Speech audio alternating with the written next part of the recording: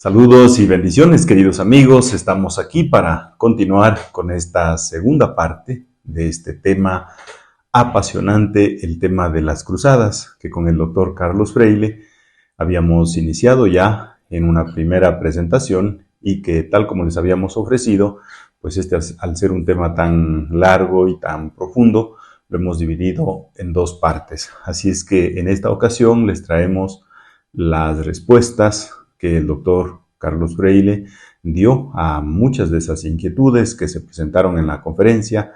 Así es que esperamos que también de esta charla disfruten. Vamos a escuchar pues muchas de estas inquietudes que quizá son también inquietudes que ustedes se hicieron en la primera parte de esta presentación del tema de las cruzadas. Ustedes saben que este es un tema que corresponde a una serie de temas que estamos viendo, a los que hemos denominado las leyendas negras de nuestra Iglesia Católica, que no es otra cosa que hablar sobre las mentiras, las calumnias que se han perpetrado en contra de nuestra Iglesia y que desde los argumentos históricos pues se quiere refutar, esclarecer. Así es que con ustedes las respuestas que el doctor Carlos Freile da a muchas de las inquietudes del público. Bienvenidos.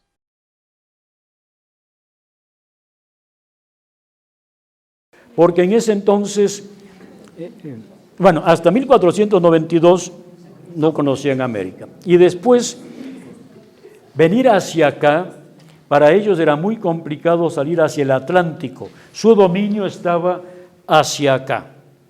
Todos los países musulmanes que están en el oeste de África no eran grandes marinos, no eran grandes navegantes.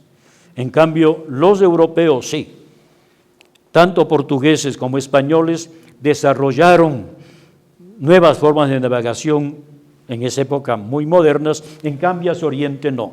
Eso también explica en parte la victoria de Lepanto.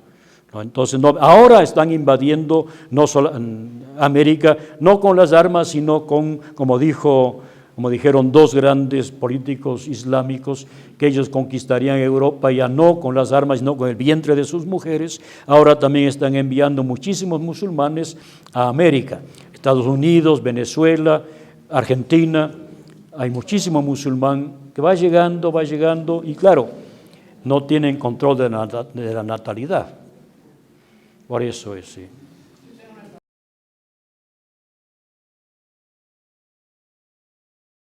Cuando se habla de ciencia árabe, y esto no lo digo yo, lo dice uno de los mayores especialistas españoles en cultura árabe, Juan Vernet. Cuando nosotros hablamos de cultura, de ciencia árabe, se habla de ciencia, cultura escrita en árabe, ¿ya? Como ahora mucho de lo que se escribe también en el Ecuador se escribe en inglés, ¿verdad? Para que sea más conocido. En esa época, los árabes cuando llegan a los países que conquistan se encuentran con un desarrollo cultural muy avanzado. En Siria, por ejemplo, ¿verdad? En Egipto. Y ellos traducen las obras del sirio, más que del griego primero, del sirio al árabe, del caldeo al árabe, del copto al árabe. Y hay un gran intercambio cultural, eso es cierto, porque de estos escritores que escriben, o científicos que escriben en árabe, algunos son musulmanes, otros son judíos, otros son cristianos. Y eso es verdad, hay un gran intercambio cultural. Lamentablemente, como dije, en el siglo IX hay un corte en eso. ¿Por qué? Porque cambia radicalmente la mentalidad. La ciencia no puede desarrollarse en un ambiente musulmán, porque para ellos Dios es arbitrario. La ciencia solo puede prosperar en un ambiente en donde la naturaleza tiene leyes autónomas, dadas por Dios, según nuestra creencia, ¿verdad? Pero ellos dicen que Dios es arbitrario. Pongo un ejemplo concreto. Todos nosotros sabemos, hablando de ciencia, yo no soy muy experto en ciencia, pero todo el mundo sabe que es imposible la cuadratura del círculo. Al menos hasta ahora no se ha encontrado la fórmula para pasar, digamos, el perímetro, creo que es verdad, del cuadrado al círculo. Es imposible. Los musulmanes dicen que si Alá quiere, se va a hacer. Ellos dicen, por ejemplo, que si Alá quiere que matar sea bueno, será bueno.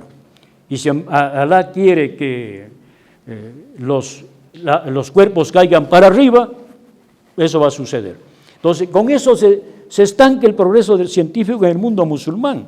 La ciencia nace y se estanca. Al principio hay un gran intercambio. Por ejemplo, en la famosa Escuela de Traductores de Toledo, que fue fundada por un obispo que venía de Inglaterra, de por ahí, cuando ya fue reconquistada hay sabios judíos, musulmanes, cristianos, que intercambian conocimientos sin ningún problema, sin ningún problema. Ahí estudia, por ejemplo, no en Toledo, sino en Vic, en lo que ahora es Cataluña, estudia Gerberto de Aurillac, el futuro Papa Silvestre II, y aprende de los árabes, de los musulmanes, los números arábigos. Y él es el que lleva a la Europa occidental los números arábigos. No es Fibonacci, como dicen los italianos, con todo respeto, es Gerberto de Aurillac, y enseña a los europeos no solo los números arábigos, enseña otras cosas más, ¿no? Ha aprendido de los musulmanes, eso es cierto. Y los musulmanes, a su vez, los árabes lo aprendieron de los indios, de la India, ¿no? Y los indios lo aprendieron de los babilonios, o sea que hay todo un proceso, ¿verdad?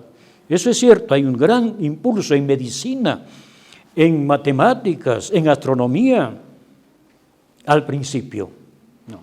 Si ustedes leen, por ejemplo, a nuestro Eugenio Espejo, ¿verdad? Ya siglo XVIII, él cita a veces en sus libros algunos médicos árabes que todavía tenían fama y vigencia en el siglo XVIII. Eso es cierto, sí, sí.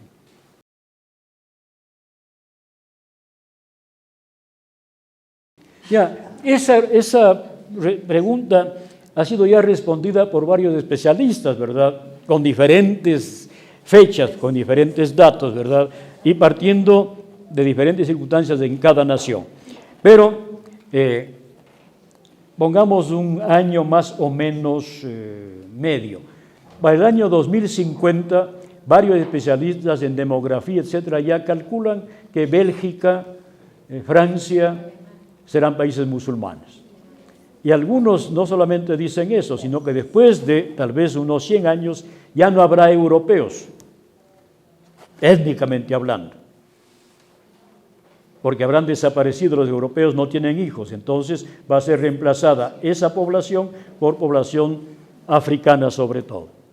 Esto también se debe, entre paréntesis, a que los gobiernos son enemigos de la religión católica, por eso no han admitido la migración de América Latina y prefieren la migración de África, ¿verdad? Es otro tema, pero más o menos 2050, dicen los especialistas.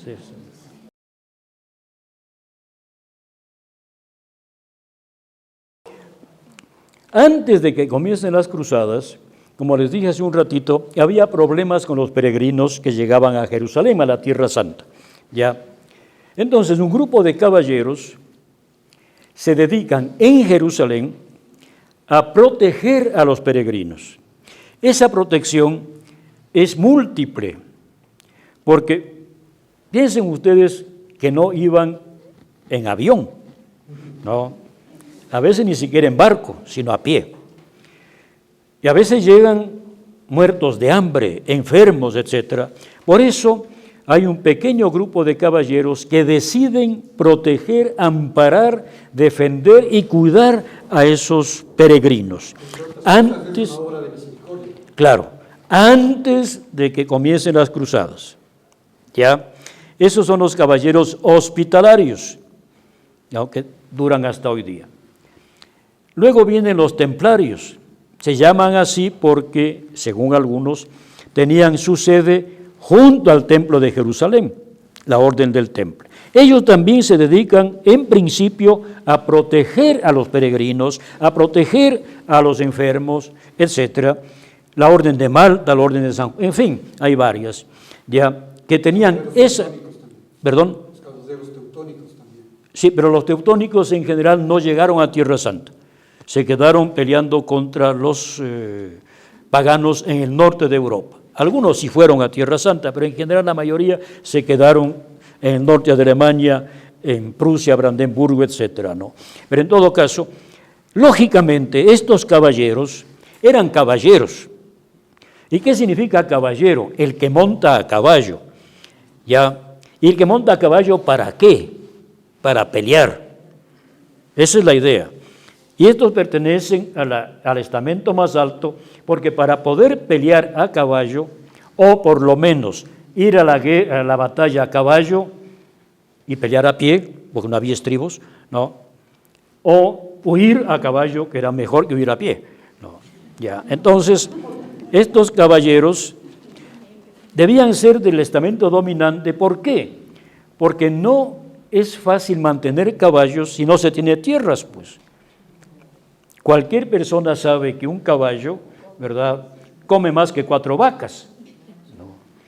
Eso lo sabe cualquier persona que cría caballos, ¿verdad? Estoy hablando, lógicamente, no de cualquier jamelgo por ahí, no, sino ya, entonces, estos caballeros protegen, pero son caballeros. Entonces, cuando se tercia, ¿qué tienen que hacer? Pelear también, ¿no?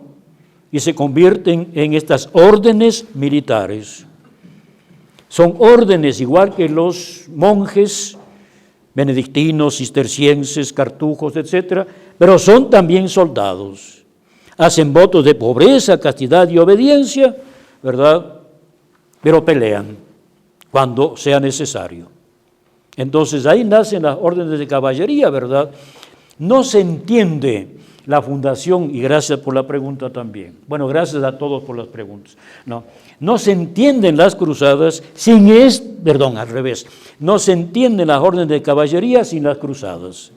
No se entienden, o sea, surgen por esa circunstancia. Proteger, cuidar y luego también cuidar con las armas en la mano, ¿no? Ya. Los caballeros de Malta son expulsados primero de Tierra Santa, van a Chipre, de Chipre van a Malta, en Malta se quedan un tiempo hasta que los ingleses les roban Malta, ¿verdad? O los ingleses son, como ustedes saben, la pérfida Albión, ¿no? La raposa de los mares, ¿no? Les roban, y entonces Malta, los caballeros de Malta quedan con una sede en Roma como una orden soberana internacional. Los demás también, ¿no? Ahora se han convertido en sociedades de ayuda, tienen hospitales, etcétera, una gran labor que hacen en esa época también. Además, como entraban caballeros que eran del estamento, para ser de las órdenes militares se requería ser de sangre blue, ¿no? Por ejemplo, ¿no? No podía ser un campesino, no podía ser no, eran caballeros. Eso era la norma, ya, dentro de la mentalidad. Entonces, entraban, se hacían votos de pobreza, castidad y obediencia, ya no podían usufructuar de sus bienes. Pero si había sido señor feudal, esos bienes pasan a la orden. Y además los reyes de todos los países les regalan grandes cantidades de tierra. Es más, un rey de Aragón, cuando muere, antes de morirse, pues, les deja en herencia su reino. Claro que dijeron que no era posible, los juristas, los obispos, no, hay unas leyes de herencia, ¿no? Pero él quería dejarles todo a los templarios, ¿ya? Y a otras órdenes, ¿no? Pero en todo caso cumplieron una función realmente formidable en la Edad Media, ¿no? Los únicos que después se pervirtieron fueron los caballeros teutónicos, porque su jefe, el gran maestre, ¿verdad?, se hizo protestante y se quedó con todas las tierras de la orden de los teutónicos. Ya viene el reino de Prusia, los Hohenzollern de la rama protestante.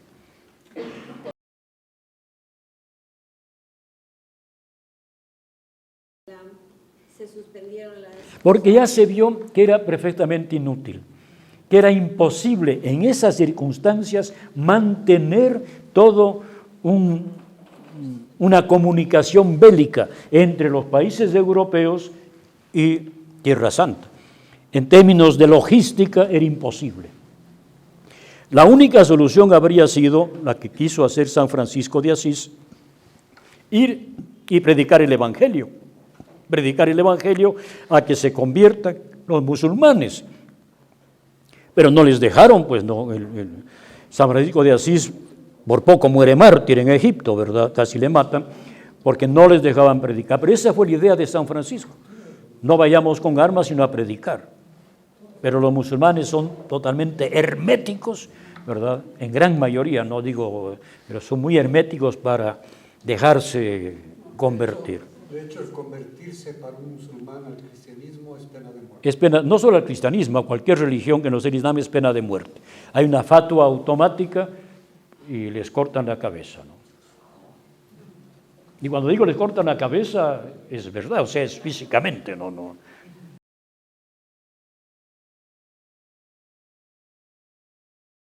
Ya, eso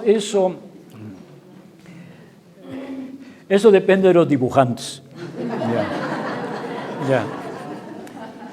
En general, las velas no tenían, eso se pintó después, ¿verdad? Y en la siguiente sí.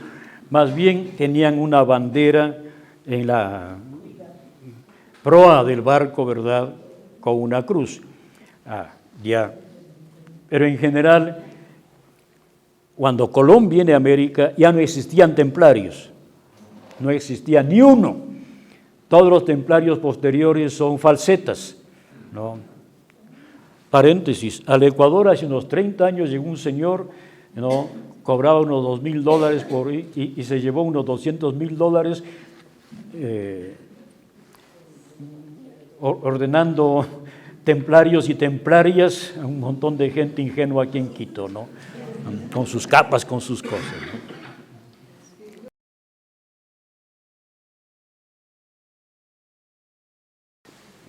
El Santo Grial, o para ser más exacto, Graal en su origen, es, como ustedes saben, la copa en la cual Jesucristo celebró la última cena.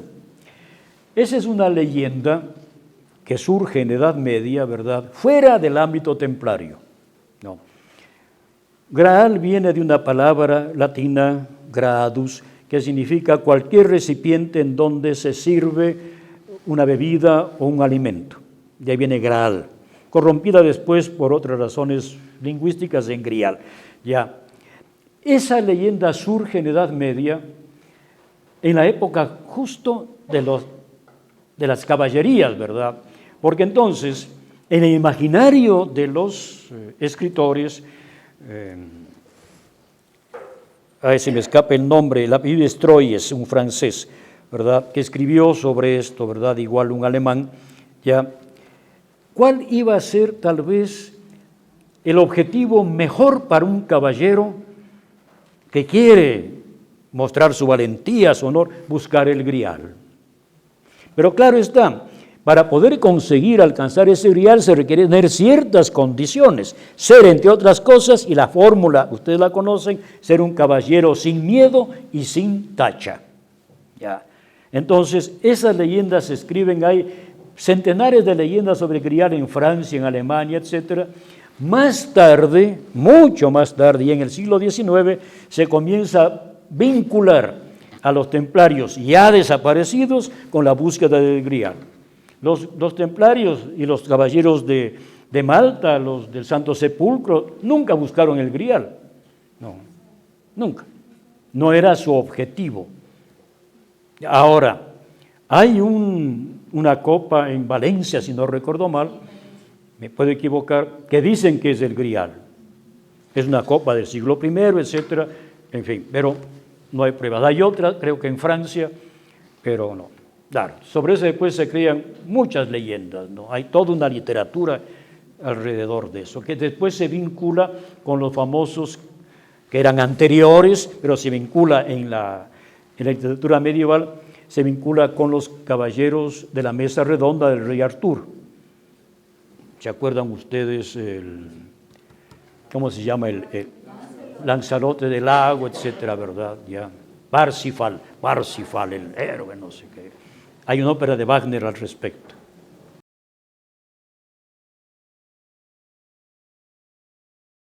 Saladino es un personaje muy complejo, muy interesante, porque es un poco contradictorio. Él era sultán de Egipto, él era turco-selyúcida, y tiene actitudes realmente de una caballerosidad extraordinaria y también tiene actitudes de un salvajismo extraordinario. O sea, no es ni un santo ni un demonio. Es un hombre que actúa de acuerdo con las circunstancias políticas. Fue un gran político, fue muy perspicaz para saber medir, saber aquilatar lo que pasaba. Por eso él concede a los cristianos el poder ir a Jerusalén y estar en Jerusalén como en tierra propia. Él les da eso. Después viene un sucesor y dice, eso se acabó y conquista otra vez Jerusalén. Pero Saladino sí dijo, vea, ¿para qué vamos a estar peleando?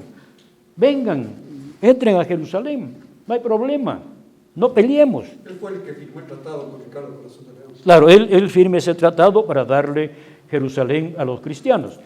Pero cuando él ya muere, después de un tiempo, pues se rompe ese tratado. Entonces, era un hombre que, bueno, para los musulmanes es una especie de santo, ¿no? Es un hombre, un héroe, una de las grandes cumbres del Islam. Se le venera muchísimo ahora a Saladino, ¿no? Pero en su tiempo, para mi criterio, fue un político muy sagaz, que sabía medir las cosas. Por eso, cuando tenía que ser cruel, era cruel.